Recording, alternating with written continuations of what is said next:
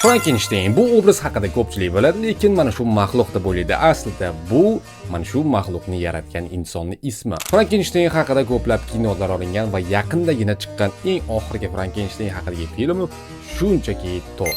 Agar ko'rmagan bo'lsangiz, TV-konda o'zbekcha ham ruscha ham ko'rsanglar bo'ladi. Rosti bu filmni rejissyor san'at darajasiga olib chiqqan, legendarniy rasmlardan ilhomlanilgan. O'zingizlar ko'rishingiz mumkin, ekraningizga bir ikkita kadrlar qo'yib qo'yaman, xuddi shunga o'xshash qilib ishlangan. Frankensteinni bilganlar biladi, buni kitobi bor va kitobidan ba'zi sahnalarni, ba'zi holatlar o'zgartirib mana shu filmda ishlanilgan. Rosti film top. Ko'rishga juda ham arziydi, oladigan narsalar bor filmda. Film davomida siz kim aslida kimligini, maxluq aslida kimligini bilib olasiz. Endi hozir kinoning mazmunlarini aytib qo'ysam, sizlarga spoiler bo'lib qoladi. Shu sababli o'zingizlar ko'rib tushunishga harakat qilinglar.